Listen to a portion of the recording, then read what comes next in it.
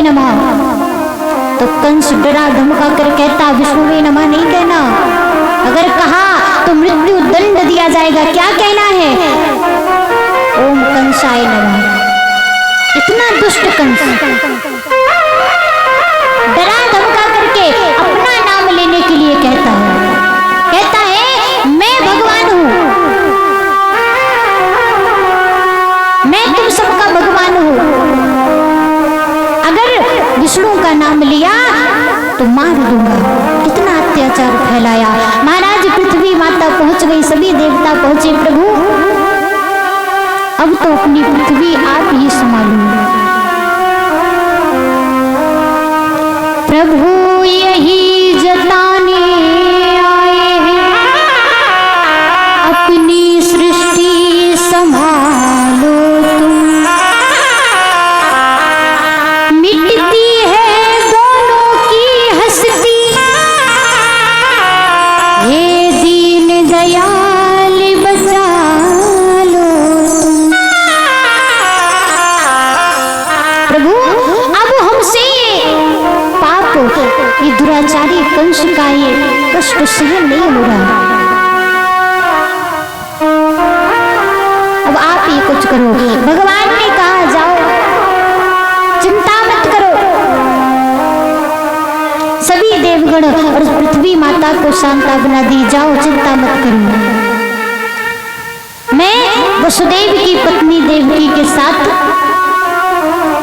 जब देवकी का विवाह होगा तो देवकी के गर्भ से जन्म लूंगा, और जाओ जाकर के तुम सभी देवतागण अपने अपने स्वरूप में पृथ्वी पर जन्म लो, अवतार लो। कह दिया, अपने अपने कार्यों में लग गए सभी देवता भगवान पर भरोसा करके। विश्वास करो धीरज धारो,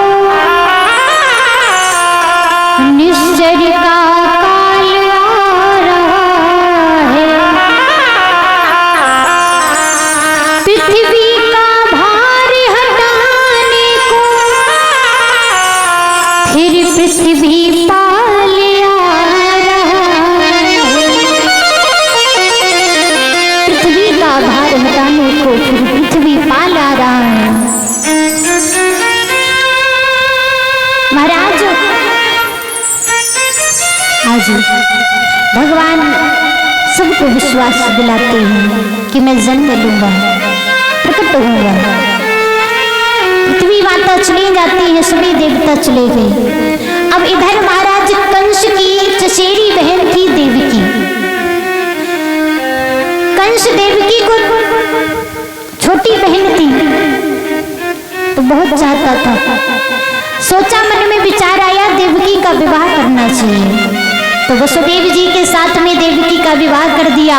अब महाराज स्वयं रथ को हाँकने लगा विदाई के लिए। देवकी की विदाई कंस स्वयं करने लगा। अब जैसे ही देवकी की विदाई होने लगी, महाराज चलते चलते आज आकाशवाणी हुई। आकाशवाणी क्या हुई? अरे कंस, जिस देवकी को, जिस बहन को तू इस प्रेम से, इतने प्रेम से विदा कर रहा है, उसी देवकी का 8वां गर्भ तेरा काल होगा। महाराज जैसे ही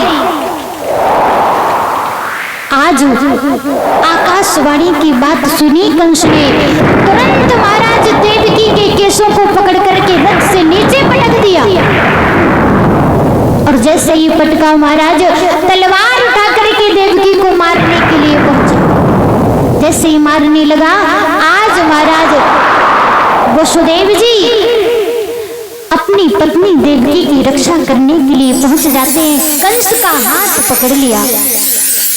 अरे कंस, ये क्या कर रहे हो तुम? देवकी तुम्हारी बहन है, तुम अपनी बहन को मार रहे हो। अरे जब किसी को पता चलेगा, सभा में, इस राज्य में पता चलेगा कि एक राजा कंस जिसने अपनी बहन को मार दिया, क्या होगा? क्या कर रहे हो? कंस कहता है मैं मूर्ख नहीं हूं। कंस ने कहा मैं मूर्ख नहीं हूं। क्यों? क्योंकि मुझे पता है कि मैं राजा हूं, लेकिन मैं इतना बड़ा मूर्ख नहीं हूं जो तुम कह रहे हो कि देवकी को छोड़ दो। इतना बड़ा मूर्ख नहीं हूं कि अपने ही काल को छोड़ दूं जो आगे चल के मुझे ही मार दे। देवकी को मारने लगा। अब महाराज वसुदेव जी समझ आते हैं कि कंस तुम कह रहे हो कि अरे तुम मौत से डर रहे हो। देखिए, कभी अपनी मृत्यु से, मौत से किसी को नहीं डरना चाहिए। डर तो होता है, भय होता है, लेकिन डरना नहीं चाहिए। क्यों? क्योंकि संसार में जब आए हैं तो ये निश्चय है कि जाना ही जाना है, तो डरो मत। वसुदेव जी कहते हैं तुम डर रहे हो अपनी मृत्यु से, और तुम कुछ भी कर लो, मृत्यु का समय जो निश्चित है वो उसी समय पर आएगी। अगर जिस समय मृत्यु आ गई, अगर तुम कितना भी जतन कुछ भी कर लेना, लेकिन अगर मृत्यु आ गई तो फिर आप जाना ही जाना पड़ेगा, कोई नहीं रोक सकता। मृत्यु का समय निश्चित होता है। समझाते हैं कि कंस, मौत का समय जो निश्चय है वही उसी समय पर आती है। जो समय निश्चित है वो उसी समय पर आएगी।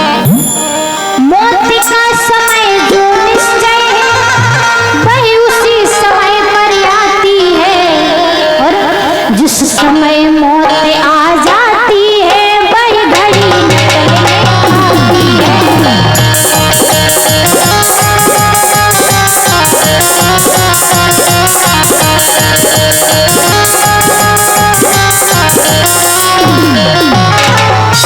ये जीवन बंधे दिनों का है, यही बंधे दिनों का जीवन है, यही बंधे दिनों का मरना है। और जब जीवन है तब मरना है, तो मरने से क्यों डरना है।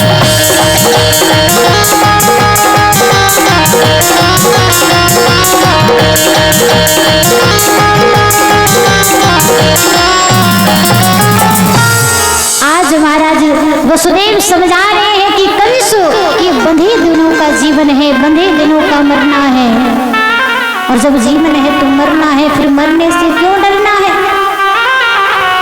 लेकिन फिर भी अगर तुम डर रहे हो तो मैं तुम्हें एक उपाय बताता हूँ। कौन सा? वसुदेव जी कहते हैं कि कंस, तुम देवकी को छोड़ दो। एक काम करो, जितने भी बालक, जितने भी पुत्र होंगे, मैं प्रथम पुत्र से लेकर 8वें बालक तक तुम्हें सौंप दूंगा। तुम उन पुत्रों को मार देना, उन बालकों को मार देना, लेकिन देवकी को छोड़ दो। क्यों? क्योंकि देवकी तुम्हारा काल नहीं, देवकी का अष्टम गर्भ तुम्हारा काल है। तो देवकी को क्यों मार रहे हो? क्यों कलंक ले रहे हो अपने सिर पर? वसुदेव की बात समझ में आ गई। तुरंत महाराज कंस ने देवकी और वसुदेव को कारागार में डाल दिया। अब कारागार में डाल दिया, धीरे धीरे समय व्यतीत हुआ। देवकी के गर्भ से प्रथम पुत्र हुआ। तुरंत जाकर के वसुदेव अपनी गोदी में उस पुत्र को ले जाकर के कंस के पास पहुंच गए। ये लो कंस, ये रहा पहला पुत्र, प्रथम बालक। जैसे ही महाराज कंस ने देखा, कंस को दया आ गई। आज कंस को दया आ गई, सोचने लगा अरे ये तो पहला पुत्र है, प्रथम बालक, इससे मुझे भय नहीं है, ये मेरा काल नहीं, 8वां पुत्र काल है, इसे नहीं मारूंगा। कहा जाओ ले जाओ। अब महाराज जैसे ही कहा, तुरंत चले ले जाने लगे महाराज। अब तो नारद जी ने सोचा कि अगर कंस का पाप बढ़ेगा नहीं तो फिर नारद जी ने जैसे सोचा, महाराज तुरंत नारद जी वहां पहुंच गए। नारायण नारायण नारायण करते करते जैसे ही कंस ने देखा, कहिए गुरुदेव कैसे आना हुआ। नारद जी ने कहा, अरे कंस, मैंने सुना है तुमने वसुदेव देवकी के प्रथम पुत्र को लौटा दिया, मारा नहीं, क्यों? कंस कहता, गुरुदेव वो प्रथम बालक था, पहला पुत्र, उससे मुझे भय नहीं, 8वें गर्भ से है, क्यों मार दो। अब महाराज नारद जी ने कहा कि ऐसे ये नहीं मानेगा। तुरंत कहा, जाओ 8 कली वाला पुष्प लेकर आओ, कमल का फूल 8 कली वाला। कंस को दिया, गिनो इसमें कितनी कलियां हैं। कंस गिनता है, 1 2 3 4 5 6 7 8 है। अच्छा, 8वीं कौन सी है? बोला ये। बोला फिर से गिनो, लौट कर गिनी, महाराज दूसरी कली पर आ गए। नारद जी ने कहा, अब कौन सी है 8वीं? बोला ये। नारद जी ने कहा, अब ये तो बताओ कि पहली कौन है और 8वीं कौन है? कंस ने कहा, गुरुदेव समझ नहीं आ रहा, समझाओ क्या कहना चाहते हो। नारद जी कह रहे हैं, अरे कंस, मैं कहना नहीं चाहता, तुम्हें समझाना चाहता हूँ। ये देवता बड़े कपटी, बड़े छिड़िया है, इन पर भरोसा मत करना। ये कब माया का जाल फैला कर घुमा दे तुम्हें पता भी नहीं चलेगा, तुम्हें छल लेंगे। ये देवता कब पहले पुत्र को 8वां बना दे और 8वें को पहला बना दे, तुम्हें पता नहीं चलेगा। अब नारद जी ने माया में भ्रमित कर दिया कंस को। तुरंत महाराज वसुदेव को बुलाया, उस प्रथम पुत्र को नीचे धरती पर पटक करके उसके प्राण ले लिए। ऐसे ही धीरे धीरे करके 6 पुत्रों को कंस ने मार दिया। ऐसा दुष्ट कंस 6 पुत्रों को मार दिया। अब भगवान ने कहा कि मेरा जन्म लेने का समय आ गया है। भगवान ने योग माया को बुलाया, योग माया से कहा, जाओ 7वें बालक के रूप में शेष नाग अवतारी, 7वें बालक के रूप में बलराम जी देवकी के गर्भ में आए। अब 7वें बालक का जन्म होने वाला था, योग माया को बुलाया। भगवान ने कहा, अगर योग माया, अगर ये 7वां बालक जन्म लेगा तो तुरंत दुष्ट कंस उसे मार देगा, इसलिए जाओ जाकर के इस बालक को वसुदेव की ही पत्नी रोहिणी के गर्भ में स्थापित कर दो। 7वें बालक को रोहिणी के गर्भ में स्थापित करवा दिया। और अब महाराज योग माया को आदेश दिया, जाओ यशोदा के गर्भ से जन्म लो, मेरी बहन बनने का ये सौभाग्य प्राप्त मिल रहा है। आज योग माया बड़ी प्रसन्न है, भगवान की बहन बन रही है। यशोदा मैया के गर्भ से योग माया जन्म लेती है। और इधर हमारे प्रभु परमात्मा भगवान विष्णु चतुर्भुजी स्वरूप में कारागार में ही वसुदेव और देवकी को दर्शन देते हैं, प्रकट हो जाते हैं। बोलिए देवकी नंदन लाल की। आज महाराज चतुर्भुजी स्वरूप में भगवान प्रकट हो गए। आज भगवान देवकी और वसुदेव को बता रहे हैं, समझा रहे हैं, जाओ जाकर के मुझे कहा यशोदा जी के यहाँ गोकुल में छोड़ाओ और उनके कक्ष में जो कन्या होगी उसको अपने साथ लेकर के चले आना और मुझे उनके यहाँ छोड़ करके चले आओ। आज महाराज भगवान ने जैसे ही कहा और छोटे से बालक बन गए। वसुदेव जी की सारी बेड़ियां जंजीरें टूट गई, ताले खुल गए। जाने के लिए भगवान की ऐसी कृपा हुई। जय श्री राधे, जय श्री राधे।